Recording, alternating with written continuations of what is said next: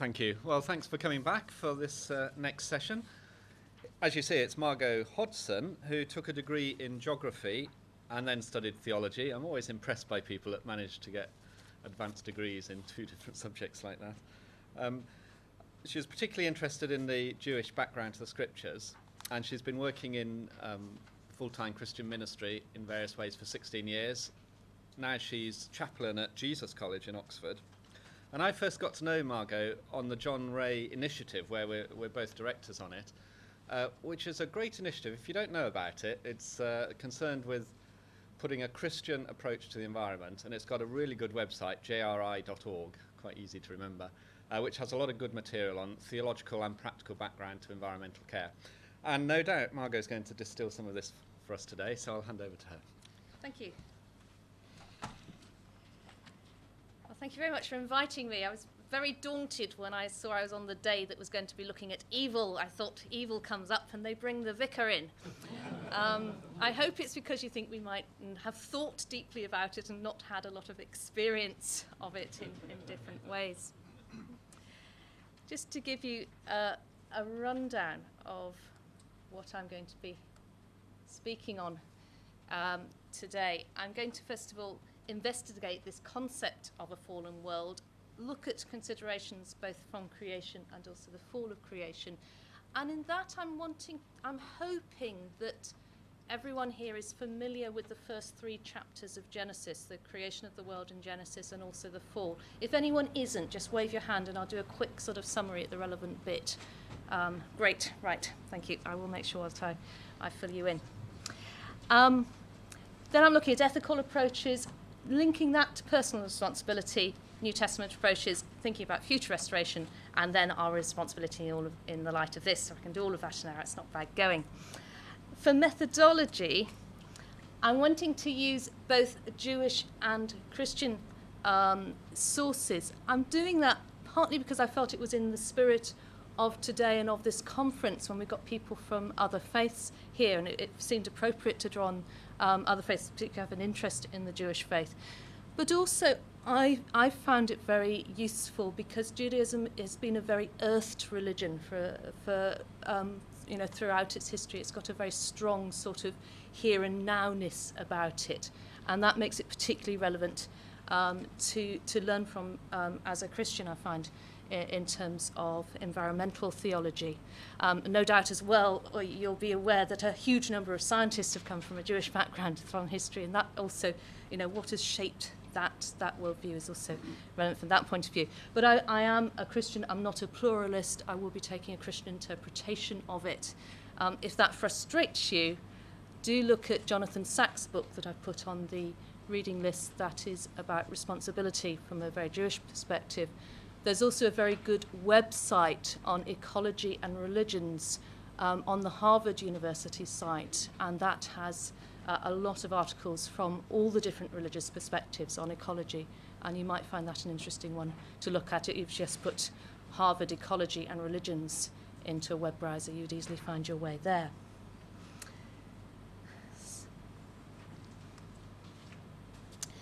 Well, this picture, I wonder if we probably need a few more curtains around there to be able to see this PowerPoint, actually. No.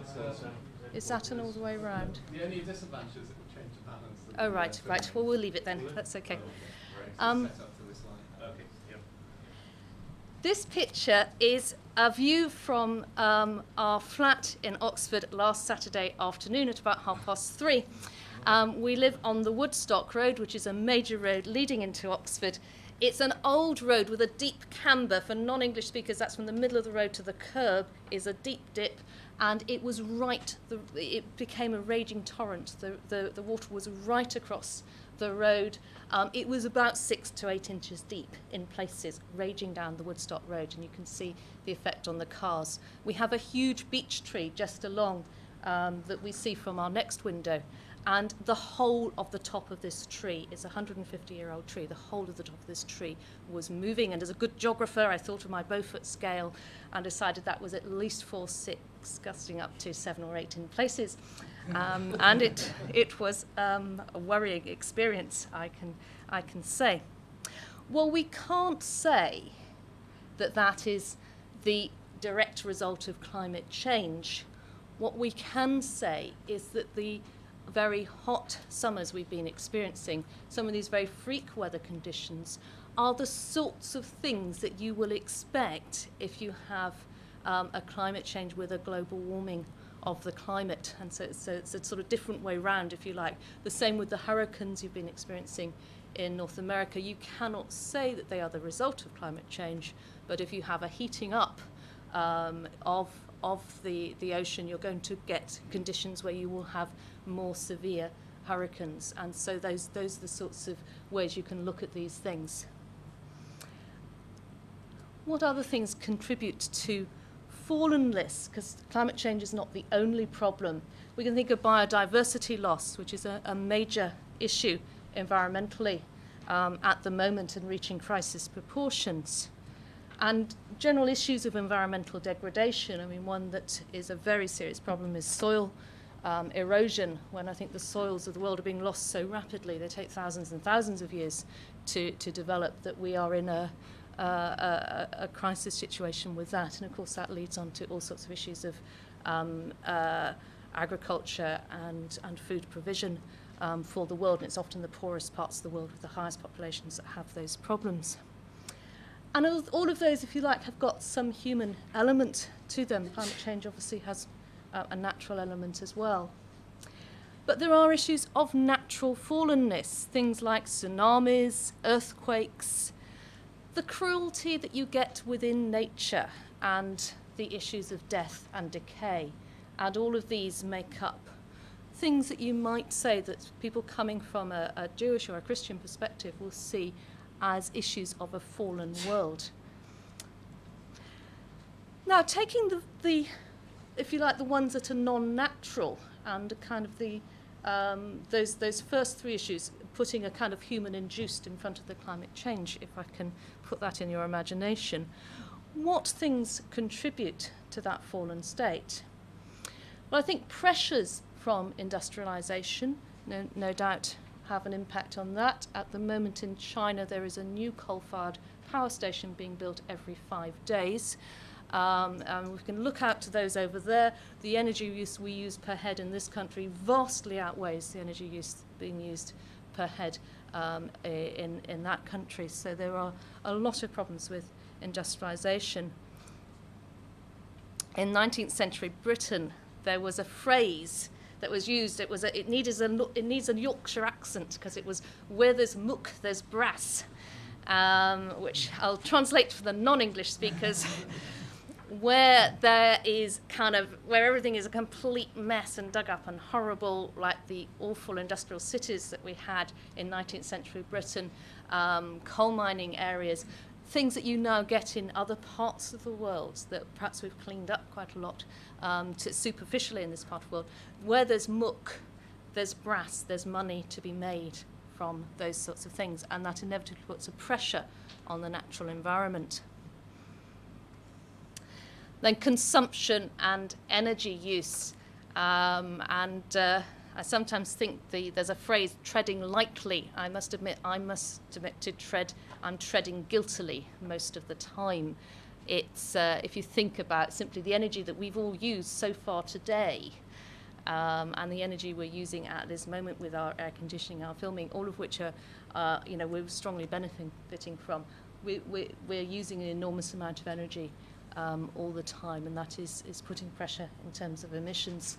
Consumption has just got to a completely different state to sort of the way we consumed, which I could remember as a child, which is a completely different level to people in the third world. So those issues all have an impact on our environment. And then finally, thirdly, population pressure.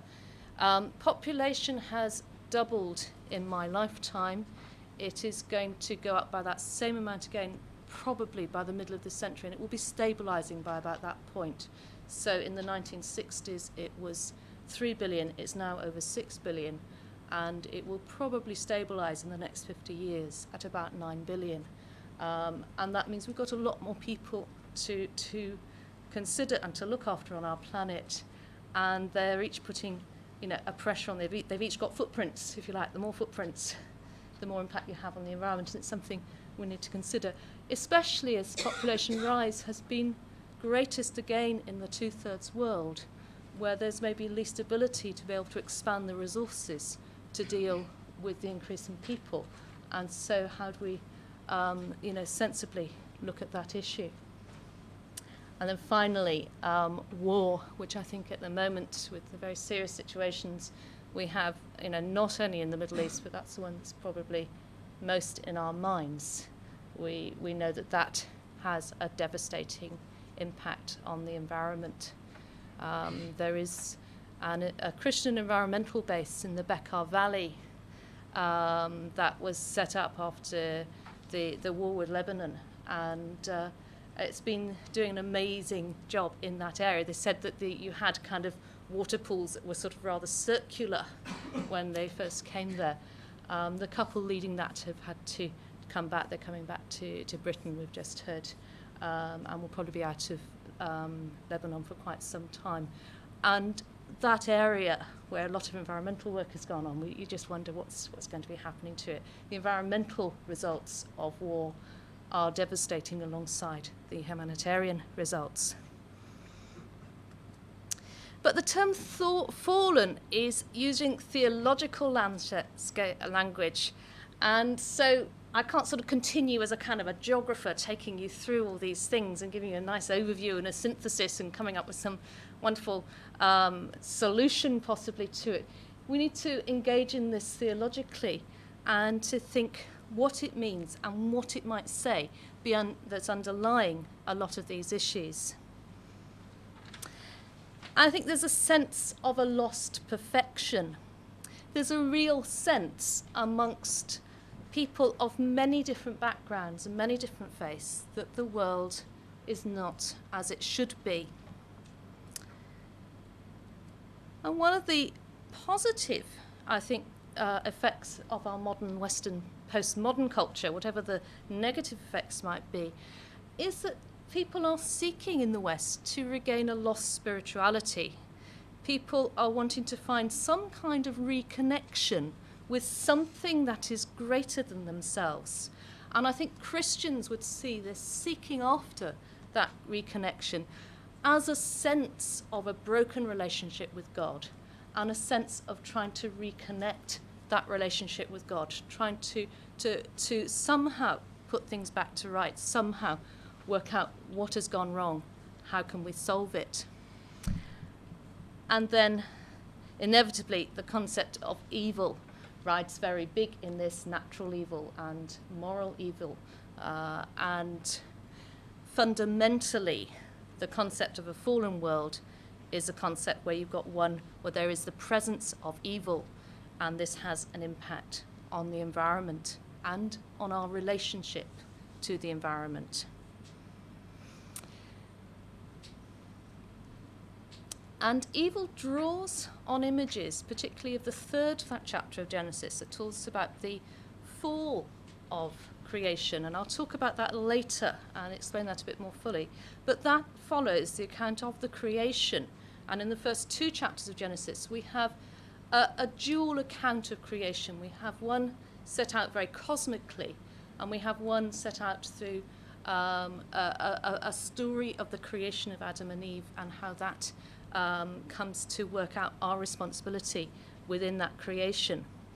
And so there are some preliminary considerations that I think I need to flesh out first in creation before we can look at the concept of fall and how that might be impacting on our relationship to the world. Because before deriving our responsibilities, I think we first of all need to work out what is the purpose of each part of creation, or indeed, can we say there is a purpose for each part of creation? From that, we can discern our purpose and responsibility as humans, and if we're able to define that, then I think we should be able to uncover the relationship of all, both humans and the rest of the cosmos, to the Creator. And I'm going to do that in both Christian and Jewish thinking. This is a little aside. I think there have been many questions in terms of creation and evolution. As a theologian, I'm kind of standing right outside of that. The questions I'm asking are those sorts of questions. I'm not asking what is the mechanism of creation, how long it took, or any of those. And so we're thinking in a theological frame, but that doesn't mean that doesn't reconnect to a scientific one at some point. So what is the purpose of creation? Well, I want to look at somebody who I suppose is a slight philosophical hero of mine, Moses Maimonides, who is 12th century, and he is the greatest of all Jewish medieval scholars. He was a medical doctor, and he worked he was sort of doctor to the Sultan, and then worked on his own practice for his own people. Then he was a rabbi, and then in his kind of microseconds he worked as a scholar. And his first language is Arabic. He had access to the Greek philosophical texts, and both the Jews and the Arabs were the medium of those being brought into Europe, that I'm sure many of you will be aware of. And his greatest work was Guide to the Perplexed. And he had a big influence on Christian scholars. Guide was translated into Latin in 1220 and was read by both Albertus Magnus and also Thomas Aquinas. If you read Jewish sources, they'll say that Aquinas pinched his doctrine of creation en bloc. You didn't have to cite your sources so much in those days.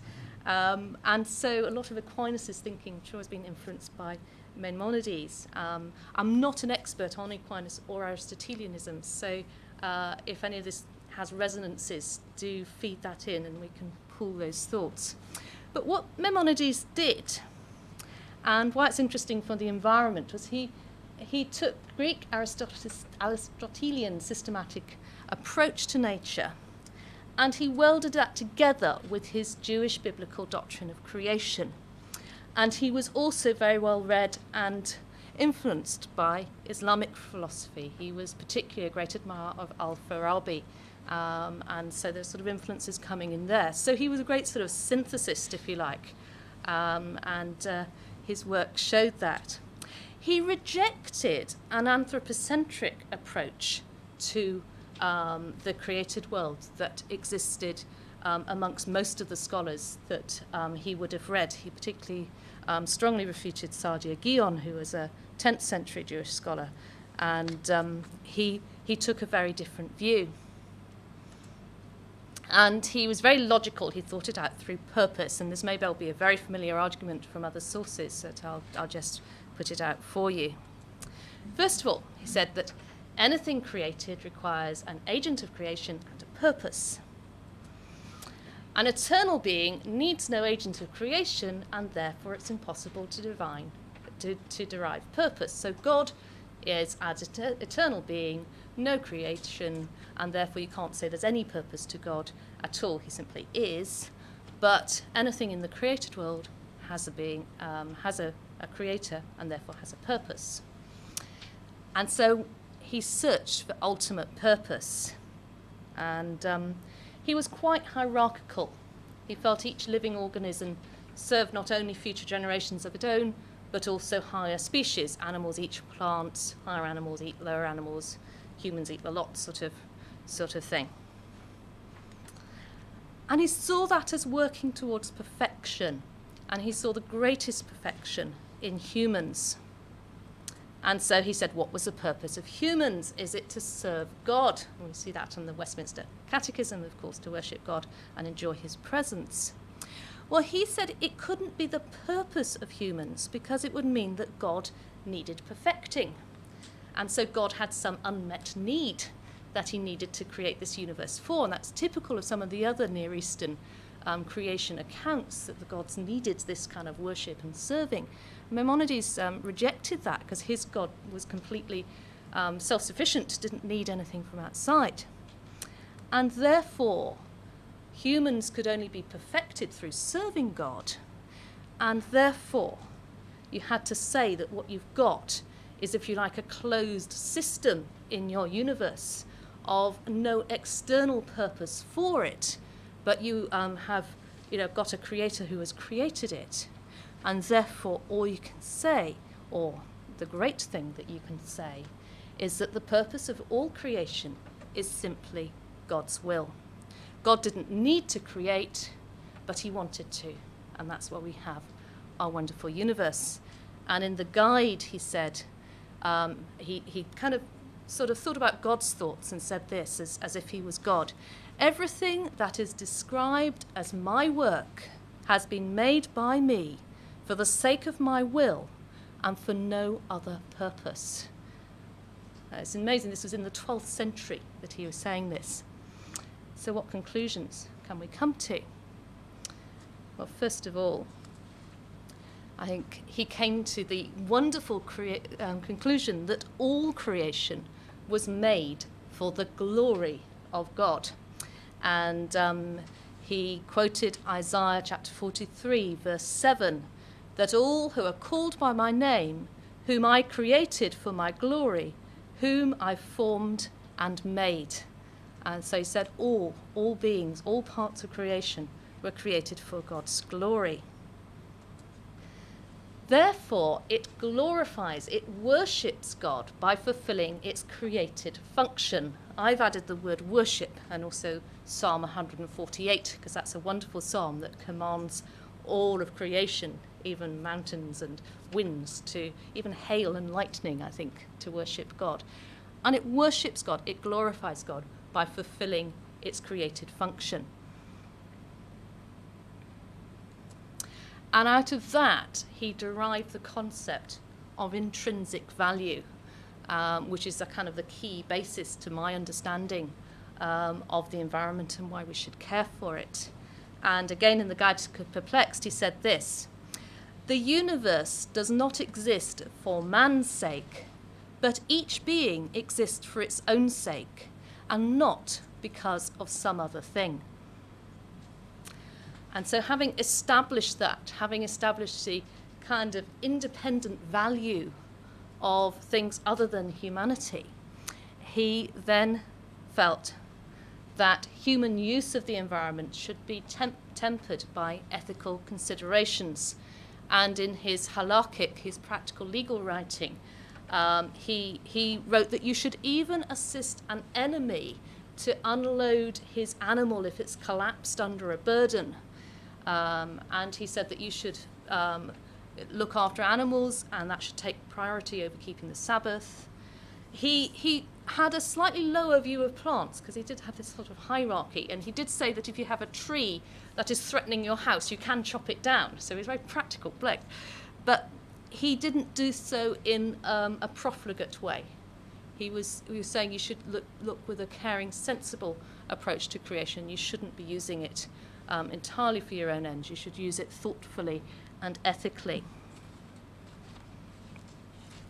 So, having taken this as the purpose for each part of the environment, I think we now need to just consider the purpose and the responsibility of humans. Now, in the Judeo-Christian tradition, humans are seen as created for the glory of God, just as all parts of creation. We've just been through the proof sort of equation of that, but also created in his image. And that means that humans are both part of the created order and also set apart from it. So to unravel those ideas, I'm going to touch on the work of a 20th century scholar, Nehama Leibovich, and she worked within the Jewish tradition that took the actual words of the text of the Bible very, very seriously. She felt there was no kind of odd word that had just been slipped in without any relevance, and so you could look into the text and you could really grapple with it at a detailed level and come to some quite profound conclusions. And she looked at the two verses in Genesis 1 where God gave commandments to both animals and also to humans. And in Genesis 1:22, Genesis 1 sort of goes through the creation systematically, and you sort of build up from plants to fish and birds to animals and then to humans. And 22 is just after God has created the birds and the fish. And the verse said, God blessed them, saying, and it goes on to be fruitful and multiply. Now, it's a very similar verse when God has created humans. And in verse 28, God blesses them, and then it says, God said to them. And in Hebrew, these are very close, but there are two extra words added into the verse 28. In verse 22, it is l'amour peru, which is God said, be fruitful, or said, be fruitful. In verse 28 is l'amour lechem Elohim peru, which is said, God said, God, to them, God, be fruitful. And so that word to them has been added. It is not there with the verse to animals. And that extra mention of God has been added into the text. And she derived from that there was something different going on. Whereas animals were just told, the birds and the fish were just said, God bless them, and sort of sent them off to be fruitful. And they were going off to be fruitful. God very consciously said to them, said to the humans, and it was emphasized twice that it was him saying it. And she derived from this the concept that humans have conscious responsibility, both in our fruitfulness and in the other commands God gave us. We have the ability to act intelligently, and as created in the image of God, we have the ability to reflect God's image in the way we act, in the way we fulfill our function in the created order. Now, if we take the whole of the verse addressed to humans, it's this: God blessed them and said to them, be fruitful and increase in number, fill the earth and subdue it, rule over the fish of the sea and the birds of the air, and over every living creature that moves on the ground. And that leads us to concepts of dominion. Is it stewardship or is it unlimited use? And this is a very major area of discussion. And my first thing is to say, see Berry 2006. In fact, either of Sam's works on this, the stewardship one or the care of creation one, will give you a very good background on this stewardship idea. A quick sort of run through for those who are not aware of the debate that has gone on. In the 1960s, a gentleman known as Lynn White published a paper in which he looked at the degradation of our world through industrialization, and he laid the entire blame on the kind of Judeo-Christian traditions, that it was highly anthropocentric, and it led to this kind of unlimited use of all of the rest of the world's natural resources and living resources, and indeed treated them as resources.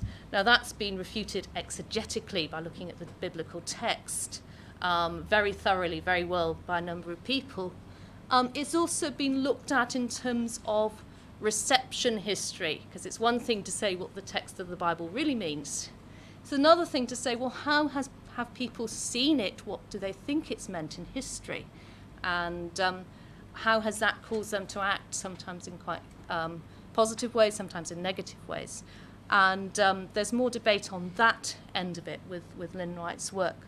But I think my view is that you can see a strong stewardship line going through Christian history and indeed Jewish history as we look at the historical framework. And there are many more complex reasons as to why we've got to the place we have got to here in the 21st century. So I will, on dominion, would take a stewardship line, but it's a long and complicated argument, and I'm not able to go into it in this talk today. What you have, if you rest on Maimonides' interpretation of nature, that it has intrinsic value, you will inevitably take this stewardship approach. But you will do so, if you think about it, think about those things Maimonides was saying, with a strong management ethos. And when I've looked at stewardship, I can't see anything other than quite a strong ethos towards management in it. I've been doing quite a lot of work on Isaiah and looking at how nature is seen and looked at there. And you see quite a strong management theme coming through it. You also see wilderness But the wilderness is the place you go to meet with God. And it's a place sometimes where people feel God comes from to meet with them.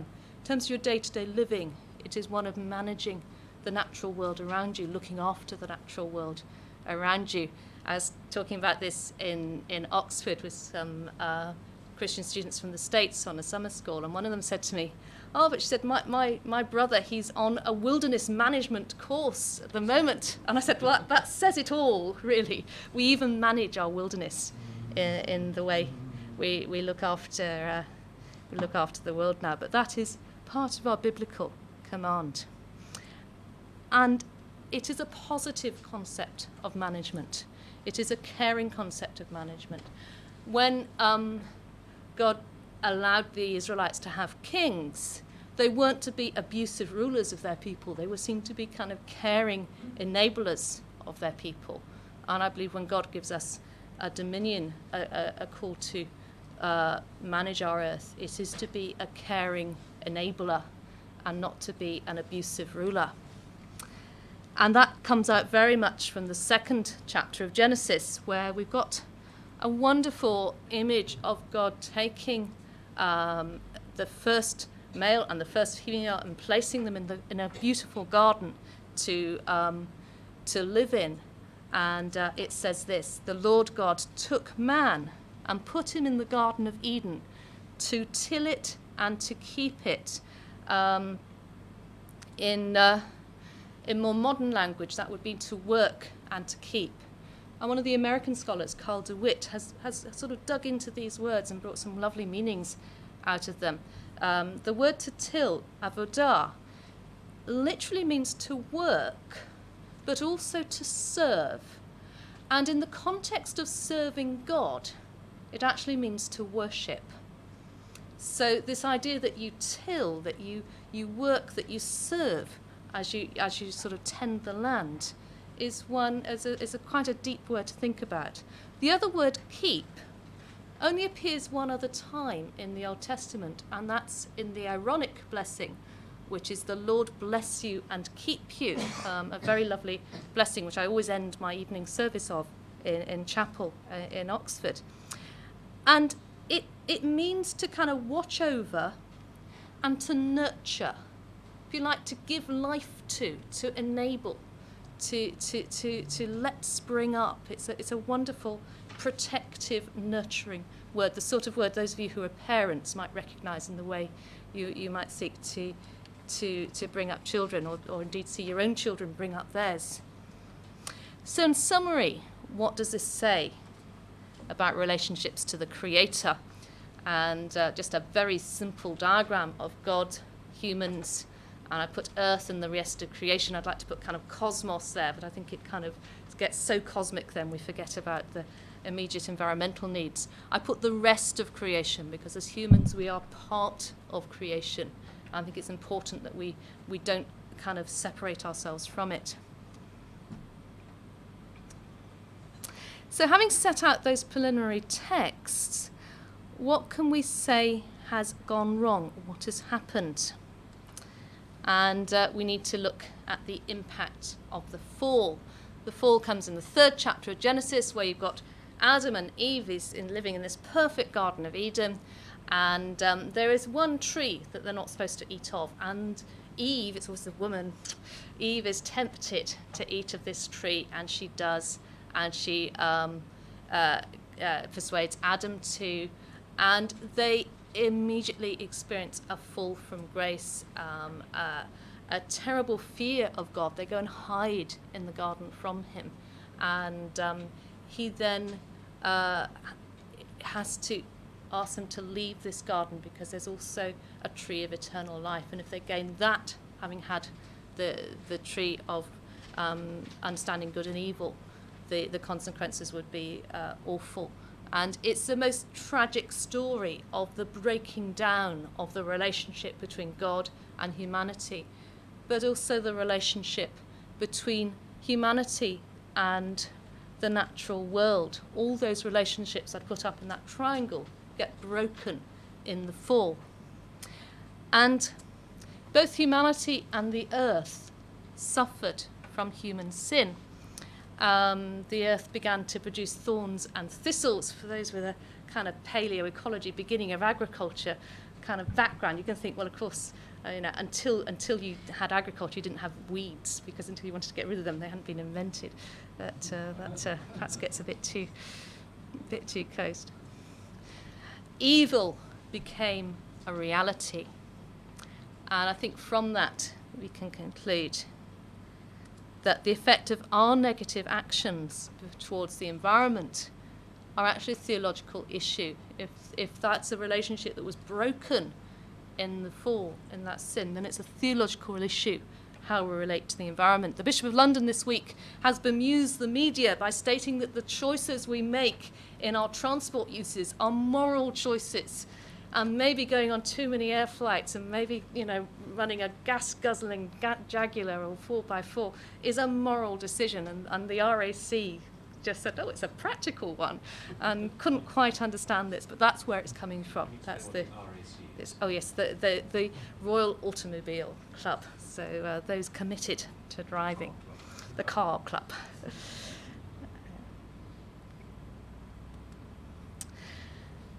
And also the impact of how our relationship is to the environment does connect to those other relationships in that triangle.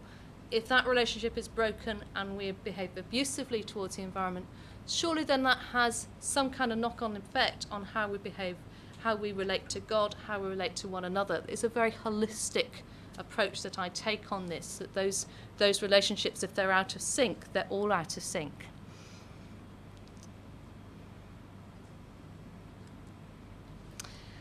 So living with evil. Oh yes, that's my photograph of thorns and thistles, which I was very proud of. First of all, it became more difficult to manage the earth. And instead of it being wonderfully fruitful, it was something that became a struggle.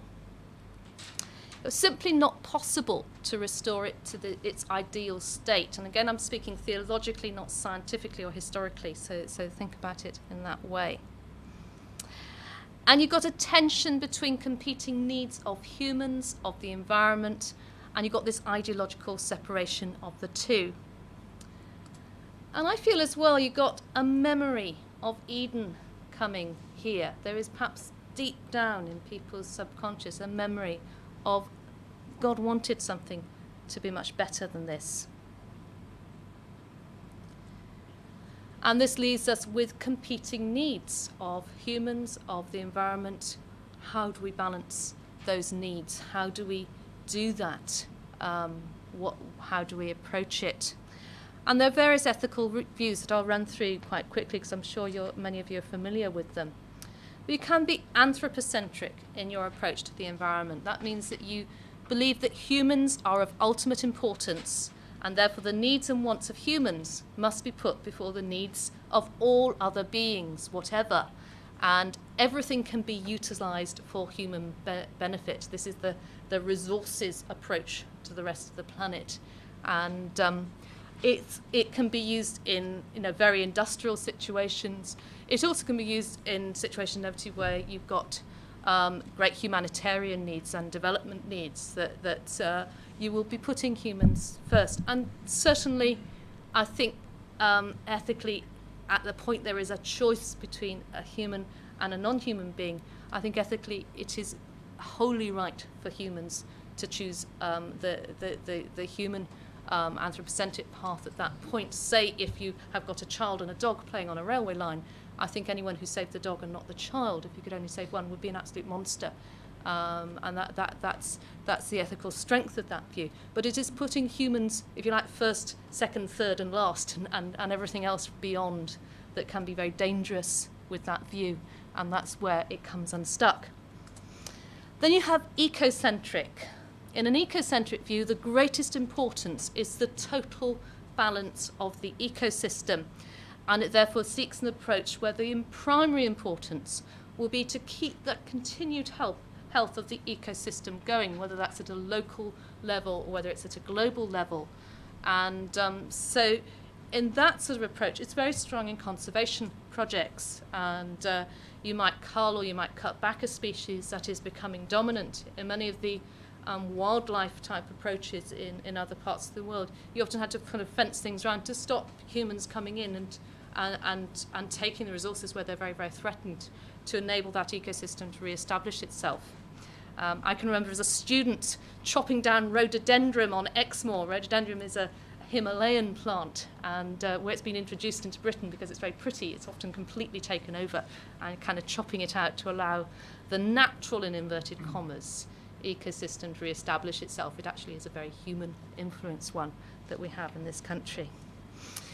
Biocentric is the belief that all living beings are equally important. Now that's different to intrinsic value, because you can say things have intrinsic value, but then be, if you like, hierarchical in how you assess and how you put together those values. This is to say everything is equal value, and humans are no more valuable than any other creature. And so that is very much the basis of the animal rights type movement. That's where that comes from. It's different from the ecocentric conservation type approach. And so that's the third main ethical view. Then I suppose the view that I'm kind of putting forward and go for is a view that is theocentric.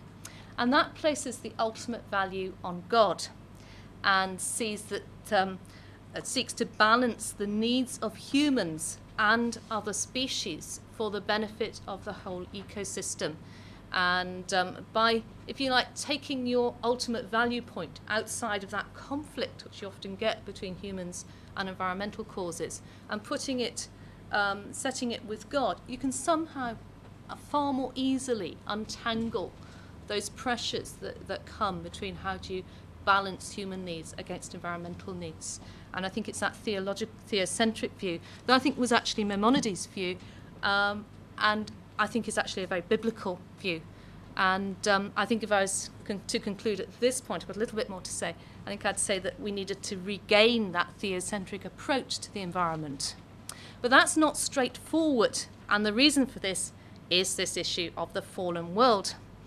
And to explore that, I'm going to draw my final point from Jewish theology, and it's in the area of personal responsibility. And I want to look at the psychology of that and see a model of good and evil in humans and how it might help us to understand our relationship to the fallen world. It's got some great strengths, it's also got some weaknesses. It's the Talmudic model, it's not biblical. There's one point in the New Testament where I think it might be seen and possibly critiqued. I'll run through it for you, and you might see how it might be relevant to environmental care. It's the idea that that each person has a good and an evil inclination. The good inclination, Yetzirah Tov, Yetz says inclination, Ha is the, Tov is good. The good inclination is the motivation to do good, that very altruistic motivation to do things that will not benefit you yourself, but will benefit others. And that's the good inclination. Then the evil inclination, the Yetzer Hara, which is not all bad. And that's where it's slightly different, where it's quite interesting. It says in the Talmud, you would not buy a house or take a wife without the evil inclination. And what it probably means is a kind of selfishness with purpose, which I suppose is probably personal drive, personal ambition, a passion to succeed. Richard Dawkins would probably describe it as a selfish gene. And I'm sure many of us can recognise it in ourselves. It's that sort of go. And in fact, you wouldn't have anyone set up a wonderful, hospital and do something wonderfully humanitarian if they didn't have that sort of drive within them. And so what the Talmud says is that you need both, but you need to give the evil inclination control.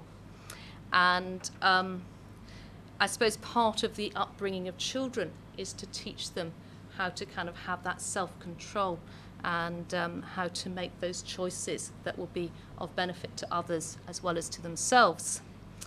So what are the implications of this?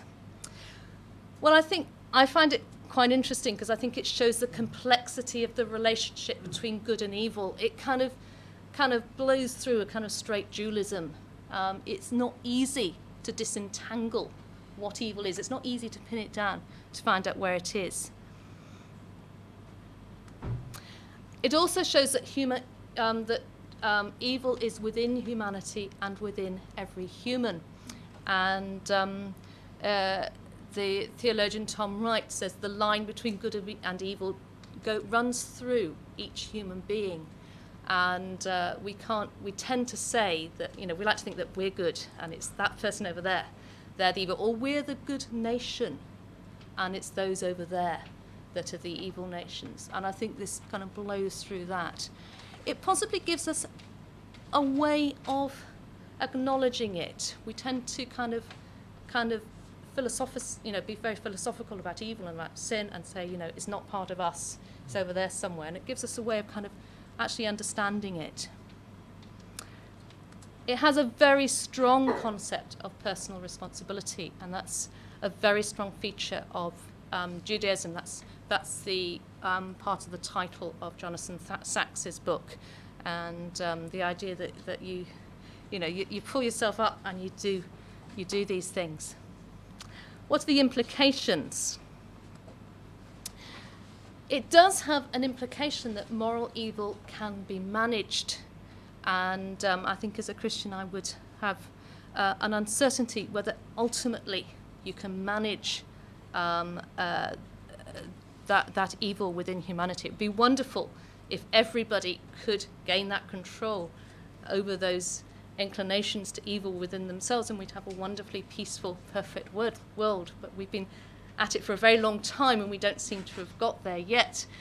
I was on holiday in Ireland, in Connemara, which is the most beautiful part of the world, and they had Iron Age settlements, and a lot of the settlements had been found on little islands in the middle of lakes, and they managed to reconstruct one of these, the archaeologists, and all of them were barricaded around. And so these Iron Age people were going out across the land and farming by day, and then they were going into these little island enclosures by night and barricading themselves in. And it wasn't because Ireland had lions or tigers or bears or wolves, it's because Ireland had humans. And that's where we've been at for a very long time. It's very difficult, we can say, that the experiment of can humans manage their moral evil has dramatically failed. Also, where do you put the boundary on evil? Where do you actually say evil that you can kind of handle stops and evil that you can't handle stops begins? And I think that's a very difficult one. So there's some really good things about this model, and I think I've found it quite useful in understanding psychologically good and evil in humanity. But those two issues I feel need addressing. And as a Christian, I can only really address those through the concept of Christian atonement and what implications that might have for environmental relationships. I said I felt there may be one place in the New Testament where this view of good or evil is looked at, and that's in the teaching of St. Paul. And I wouldn't sort of pin myself to this because it might be coming from another direction, but it's quite probable that this view was around at the time that Paul was writing. And he writes about the problem of the management of evil in Romans chapter 7, and he says this: "For I have the desire to do what is good, but I cannot carry it out. For what I do is not the good I want to do. No, the evil I do not want to do, this I keep on doing." So he struggles with his inability to take responsibility for the evil he sees within himself. And I believe that evil requires a fundamental action by God that leads to transformation. And in the next chapter, Paul comes to his wonderful realization of what Christ has done for him. And he believes that the action of Christ in his death and his resurrection has dealt with evil at a fundamental level.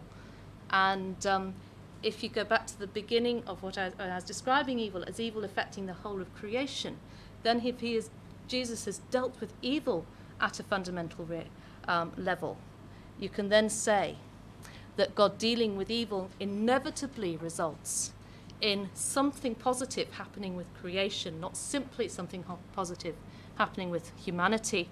And in Romans 8:20 and 21, it says, "For the creation was subjected to frustration, not by its own choice, but by the will of the one who had subjected it, in the hope that creation itself will be liberated from its bondage to decay and brought into the glorious freedom of the children of God." So if evil has been dealt with, there is an implication for the environment, for our relationship to it, as well as the implication for humans. But, and that's the issue of Romans 8, we're waiting for this, and we're living with the tension. And it talks about creation as in the pain of childbirth, which is an eschatological image, an image looking at the end of time, of the pain of childbirth that's going to bring forth something wonderful, some new life. And that's the sort of stage that we're at now. And so tsunamis and all the other things we're seeing are like those terrible pains of childbirth as we're looking for something greater.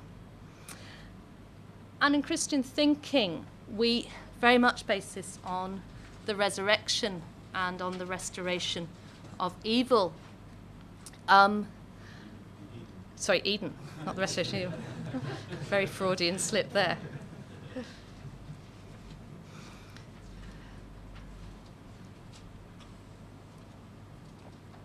I don't know how many of you have heard of the New Testament theologian Tom Wright, N.T. Wright, who has written extensively on resurrection and has developed a very exciting theology from it. He's now moved to talking much more strongly about the cross, which he had done earlier on, and on seeing that relating to a lot of the things he's been talking about, obviously, as well. He comes from a group of scholars, and he's one of the founders of a movement called the New Perspective, which is a movement within the evangelical group of New Testament scholars, the more conservative end of the scholars, who's certainly not a liberal. And it's a sort of taking a very biblical view partly based on looking at the Jewish background to the New Testament, and coming up with some very interesting and very deep and I think very earthed ideas on what the gospel is teaching. Now, he believes very much in a bodily resurrection, which is quite exciting because he's now Bishop of Durham, and there was a previous Bishop of Durham who believed rather different things, so it's quite good that he's saying that. But in believing that, I think you should say that it necessarily makes an affirmation of the material world. And Wright, in his most recent book, which is a popular book, which is looking at the issue of evil, said that the resurrection is actually an inevitable result of dealing with evil. Because if you deal with evil, you deal with death, then inevitably you will have resurrection because you've dealt with death. And so it's not as if that was some kind of a miracle pulled out of a hat. That was part of that process. That was part of what was going on. And this is an affirmation of this world, of the material world. It restores the relationships that were there in Eden, the relationships in the garden. In John's Gospel, at the resurrection, Jesus is mistaken for a gardener by Mary, the first person to see him after the resurrection. Now, this wasn't done kind of, it just didn't happen to do that. He was a theologian. He was thinking about it, and he was making a theological point in talking about the history of what actually happened. He was glimpsing maybe a returned Eve, maybe a second Adam, maybe even a second Eve in Mary. And in many of the medieval or think about it, yes, many of them, the pictures, you see paintings you see of Jesus at the resurrection, there are some that actually have him with a hoe. You know, there he is in the garden, being mistaken for a gardener. And I think it's rather nice because you think, well, Jesus is there resurrected. He is the perfect human. He has had perfect dominion over creation during his life. Now, as the resurrected Christ, what's he doing? He's tilling and keeping. He's doing the perfect things that God had commanded humans to do. He is has got that right relationship with his environment. You might want to come back to me on that one. Then finally, the hope of resurrection is a promise for the whole of creation. If we look to the end of the New Testament, we have a vision of a new, or I believe a renewed heaven and earth, where all creation is transformed and attains perfection. So what would that redeemed world look like? I want to look very briefly at Isaiah. The restoration of the human relationships to God will result in the restoration of those three-way relationships. That triangle will be restored as we restore our relationships to one another. Isaiah talks about the lack of human justice at its beginning chapters, and how that has had also an impact on a lack of fruitfulness of the land. The two are very much going together. Where you then have humans returning to God and those relationships restored, you see a restored relationship to creation, and you see a restored fruitfulness of creation. You see those three relationships put right where they were very wrong in the past, and you see justice restored in all directions. But what are the humans doing? Well, it says you can plant vineyards, you could sit under your own fig tree. I mean, Isaiah's vision of the future is not, again, when you sit back and you look at the environment, it's not like some kind of Tolkien picture when you wear some beautiful robe and you walk out into this wonderful scenery and you kind of look at it. No, you're planting vineyards and you're sitting under fig trees. It's tilling and keeping. That's we're working with our land. We're managing it. We're interacting with it. We're caring for it. And you see that all creation is blessed with abundance as a result of that. There's some wonderful images in Isaiah of these wonderful ways in which you see an abundance from creation come. And see even some of the pictures of the trees of the fields clapping their hands, all sorts of things. And I believe as we take our responsibility towards the environment, we will see God bless with fruitfulness. And I do believe we will see that come. So what are our responsibilities now in the light of all of this?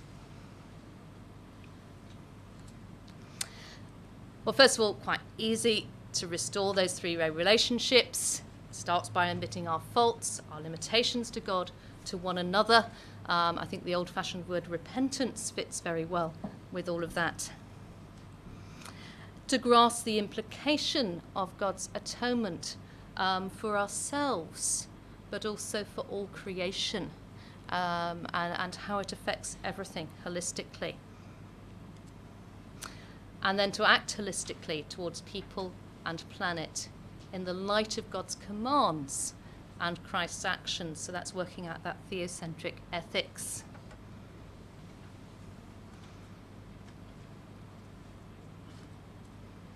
Then looking at partnership and promise. Maimonides believed that the health of your spiritual life and your ethical actions were interconnected. He felt if you ordered your earthly life well, then your spiritual life had a better chance of also being well ordered, and vice versa. And so acting ethically in relation to the rest of creation is a spiritual act and impacts on our ability to relate to God. If you think of a child who is just completely uncontrollable and is smashing up their parents' house all the time, they won't have a particularly good relationship with their parents. If they have good parents who work with them, who try and deal with whatever personality problems they've got to be like that, and begin to restore those relationships, you'll find, social workers, psychologists will tell you that it will begin to have an impact on the way they treat the things around them, and that abusive treatment will begin to stop. And I think that's, if you like, a model, a picture, a parable, possibly, of the way we should be relating towards the environment.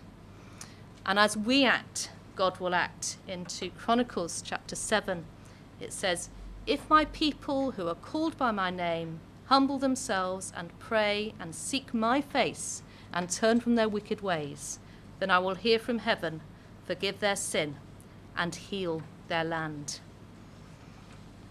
So, conclusion.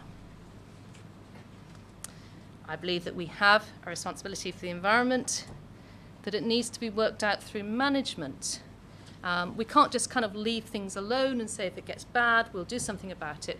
We have to plan for a healthy environment. We should set ethical limits. And that can only be fully realised through a theocentric paradigm. It needs a spiritual approach. It's very interesting that Lynn White, in kind of demolishing the kind of Christian theology, its impact on the environment, actually said at the end of his paper that it is a spiritual problem and it does need a spiritual result, a spiritual approach. Thank you very much.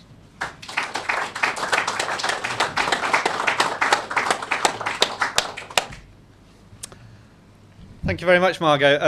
There's lots of hands going up. So thank you. That was very clear, almost.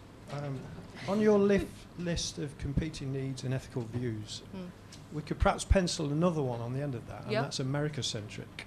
Right. So can you comment on how President Bush uses his faith to justify what are some very unethical policies? Right, yes. It's hard to talk about somebody else's faith. Yeah. I think it is. Could you perhaps define what you mean by America-centric, first of all, and tease that out a bit? He seems to absolutely refuse to listen to this kind of thing. You know, scientists are telling him, giving him overwhelming evidence that we're damaging the environment, but he doesn't seem to want to budge on that. And then there's other things. Talk about the Iraq War is probably not relevant to today, but he believes God told him to go to war in Iraq. Yeah. You know, I find this all very disturbing. Yeah, I don't think I'd want to comment on Bush's faith himself, because I've never met him, obviously, and I don't know him. I think, I'm reluctant also to talk about another nation than our own. I think I can say, however, that Christianity can be very engaged in concerns that are of this world, and that's been a very strong tradition that we've seen.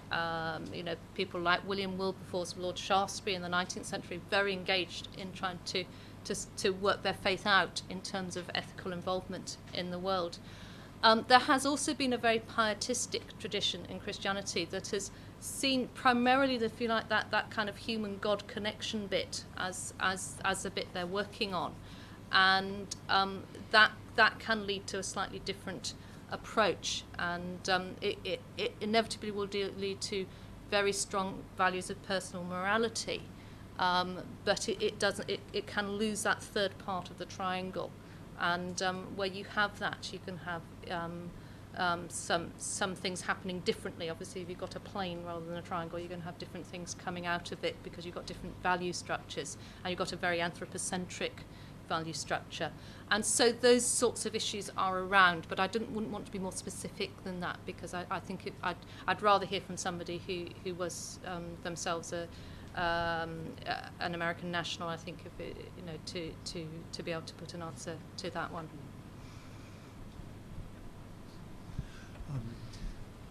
Thank you. Could I ask you about ways of evaluating, say, construction projects or developments, whereby you give different weightings to different considerations? Would you say that we should now give greater weightings to these things that affect people particularly and the environment, rather than to profitability and what might be seen as progress in some people's eyes? Yeah, I think we have. My view is that we allowed things to get out of value, and we put profit as the ultimate value quite often, and progress quite often defined in certain ways as an ultimate value. And actually, what has often happened is that both people and the environment have suffered, and that because of that, sometimes the economics and the progress haven't actually happened.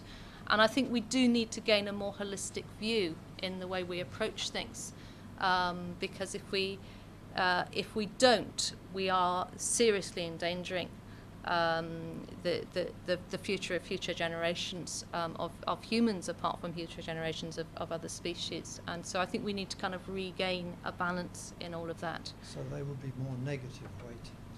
So you would put more weighting, yes. I think if the weighting has been balanced towards profit, you maybe need to weight it. Should we just come forward? Somebody on the next. Yes, I wonder if you could clear up a theological ambiguity, I suppose it is. You say that the environment suffered in the fall. Now, there's an ambiguity there. Do you mean that the environment suffered simply because we started doing bad things to it? Or would you also be implying that the fall meant that the environment fell intrinsically, so that in fact somehow or the other our fall caused the physical environment to start doing nasty things in its own right, earthquakes and tsunamis and so on? I think there is a sense in the latter, in that there has been, that we are living in a fallen world, and that is a world that has been marred by sin. And so I think there is a sense of that latter. There is obviously a sense of the former as well. Right. Since I'm a geologist, can I just address the issue? You mentioned earthquakes and so on. I mean, it is clear that humans have only been on the Earth for a very small part of the history of the Earth, even smaller part of the history of the universe. And it's quite clear that earthquakes, volcanoes, etc., happened long before humans appeared. Also, it's quite clear that we need volcanoes and earthquakes to make the world inhabitable. It wouldn't be a place fit for humans and all the other life we see around us if it weren't for that. So I think we have to be very careful of the simplistic view that sin equals earthquakes. I'm really looking forward to seeing great volcanoes in heaven. One would like to think of paradise as being a place in which, even if there were, by necessity, earthquakes and the physical laws working themselves out, that somehow or the other we would have been protected from their worst consequences. Indeed. And I wonder if somehow after the fall that changed. I think one analogy you can take is of the resurrection. And at the resurrection, it was very clear that there were opening of graves, and people who would come and died well before Christ were kind of raised, and so historic time is kind of different in some ways to God's salvation time, and so you are talking about theological concepts, and it's when you start trying to bolt those theological concepts into a scientific understanding in a way that doesn't fit, that you get those kinds of issues starting. Now, I also hope there'll be volcanoes in heaven. I only studied geology for a year at university, but I certainly think it would be great to find them on our renewed Earth, and it is part of a tectonic planet. But I think it's that sense of the pain that is in creation, and that is difficult to tease all out, because you have got things that you are inevitable, and then you say, what is that pain, what is that evil? And that's where we've got very great complexity of what evil is. And I think I think it is a very big and complex issue. And clearly people won't die because of volcanoes or earthquakes in heaven, because there'll be no death. So If God's planned it properly, you can have a good plan then. yeah, Iceland is completely volcanic. It's a place I work. I've been working for 15 years every year. Yes, I've been there. Only 2 people have ever died in the last 50 years from a volcanic eruption there. They go and watch them, the Icelanders. It's a great tourist attraction. They all rush out in their 4-wheel drives when there's one.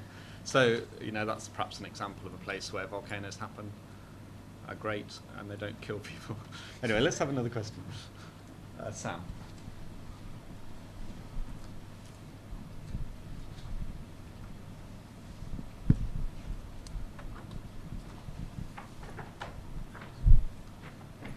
A comment and a question. Comment, I was delighted that you only mentioned balance in nature once, and you mentioned it in context of ecocentric approaches, which you were criticising, because balance does not exist in nature. It is a medieval misunderstanding. It is beloved by politicians, but it doesn't exist in science. That was a comment. Question. You encourage us to keep no, put it this way, Isaiah encourages us to look after our vineyards. What about our zoos? Are the lions and the lambs? Tell us about lions and lambs. Oh yeah, lions and lambs. Yes, I've thought I've been working on Isaiah this year, so I could go on for hours about Isaiah. I mean, one wacky thought I had, which is probably wacky, was that Isaiah was a super optimist, and he was at a much earlier stage of domestication, although all the main domestication had happened by he was in the New Iron Age. But I just had this wonderful idea that perhaps he did think that eventually we'd domesticate everything, and that was his image of this future, which is you know, but perhaps that is something in the idealised image that is put. And again, I don't think one can be kind of super literal in it, but there is this wonderful idea of harmony within creation that you see both in Isaiah 11 and it's somewhere in the Isaiah 60s. It's quoted again. And I think it is a very beautiful picture of those relationships restored. But I don't think I'd want to get into the biology of whether lions should be eating straw or or whether you really do want to send your children out to play with the cobras. But so I suppose that's as far as I've got on that passage. Sorry, I just wanted Professor Berry would elaborate on the concept of balance in nature. It just doesn't exist. He's been used my It just.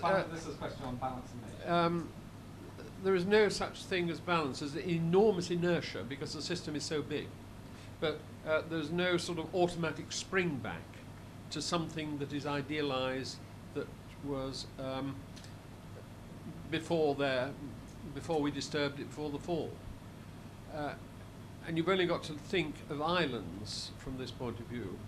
Islands have a very unnatural set of animals and plants, perfectly functional, but in no sense a balance as we would think it in the middle of a continent. So I'm speaking purely scientifically at this stage. Balance in nature is something that occasionally has cropped up in the ecological literature, but has been slapped down very hard.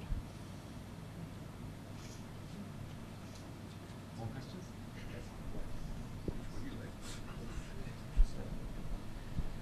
Thanks. Regarding the theocentric approach, what about all of those for whom belief in God is not going to be possible? So how are they also going to participate in this vision? What can they take from what you said, and what do they have to give up? And that kind of. I think that's a very good point, and at a practical level, you know, I'm working with quite a lot of secular people and relating to secular people.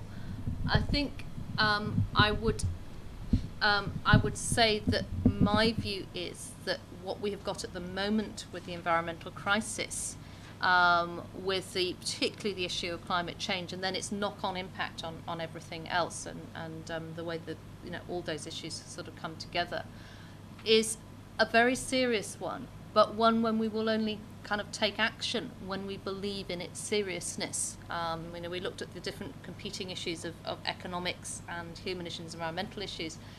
Very often at the moment it's the economic issue that's taken seriously. It's your 4-year term in office if you're a politician. It's actually when you only believe that this is very serious, that it's going to have a major impact on future generations, that you might be moved to do something about it. And I think as a Christian, indeed people of other faiths as well, because we're used to working in that kind of values belief area, I think we have something to offer, because we have some understanding of that language, we have some skills in that language, we have some familiarity with working on that path, and so I think we can work in partnership with secular people. But I think increasingly secular people are valuing people from a religious view. We had a leader a secular leader of the environmental movement in Oxford called George Marshall, who's a kind of campaigner on green issues, come and speak to us, and it was very moving. He spoke about a situation last October in Oxford, when he sat on the veranda outside his house. His house has been made entirely of recycled things, I hasten to add, and he cycles everywhere. I sat outside the veranda. It was late October. I remember the evening because I came home and I smelt our honeysuckle, which had come out outside our door. And he said he sat there and it was a balmy, it was kind of almost like a semi-tropical night. He was in a t-shirt.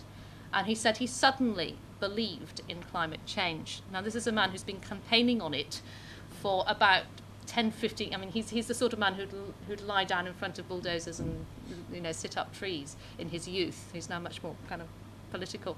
And he said he suddenly believed in it.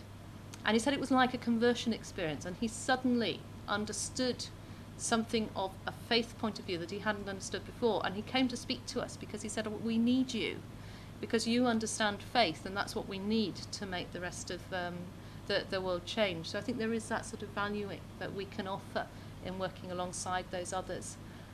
But just as a Christian, and as a church minister, I would believe that I'd love all to follow Christ. So I do feel that more holistic view is the one that gives the fullest way forward in understanding things.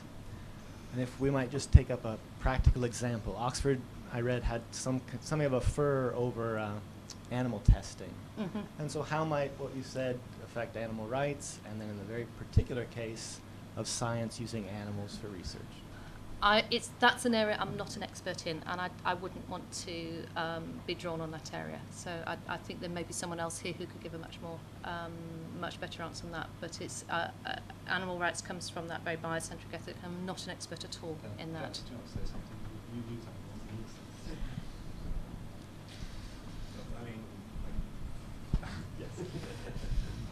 Yeah, I sort of hesitate saying just because it's such a huge subject, and the danger is always to say something rather superficial. But I think the view of many people is that if the whole created order is part of our stewardship responsibility, then the use of animals in a very carefully controlled way for the good of others, that particularly I'm thinking of medical research, is justified and under carefully controlled conditions. And as you probably know, in this as in many other countries, it's extremely difficult to get a Home Office license, as we call it in this country, to do any work on animals.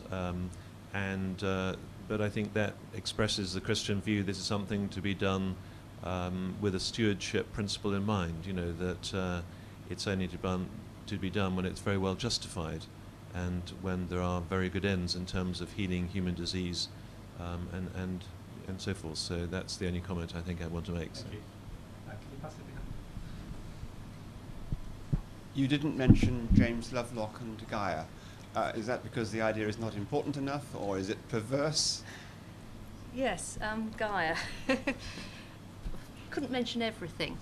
Gaia's a very interesting theory. There are two levels to it. There is the purely sort of scientific view of this kind of homeostasis within the world, and then there is a kind of more religious view that came from his choice of using Gaia, which is kind of earth goddess, as the title for it.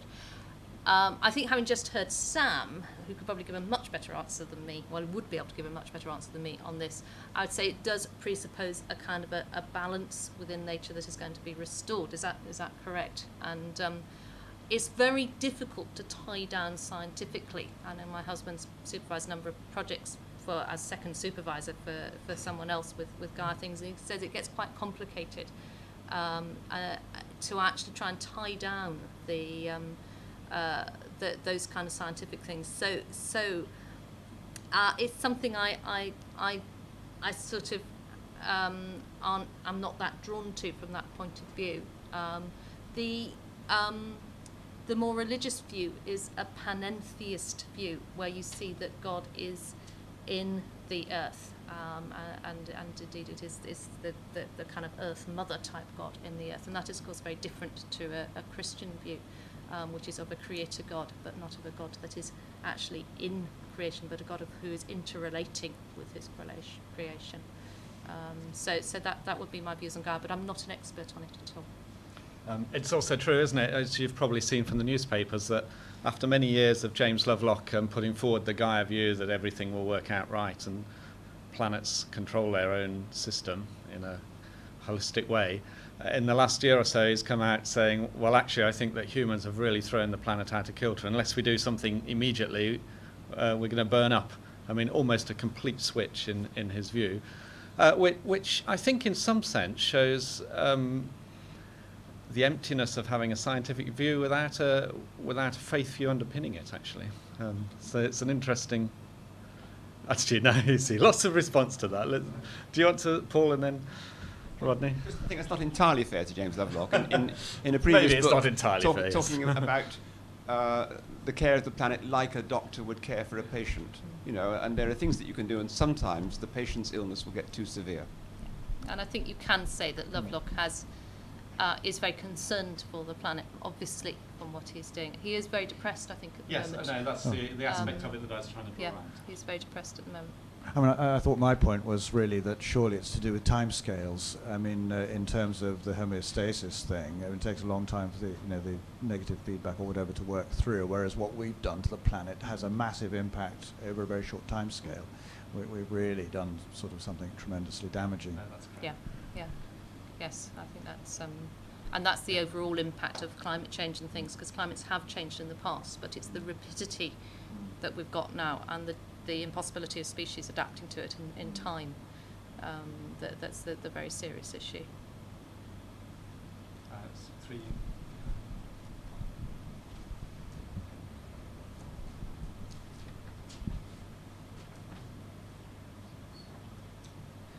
Thanks for your talk. And by the work of the atonement and the resurrection, the human was restored, but the environment was not. Would you like to address this problem? I didn't hear the last part of it. By the work of the atonement and the resurrection, human was restored, but environment was not. But Isaiah says that environment is going to be restored maybe sometime after the millennium or in the millennium. How do you address this problem?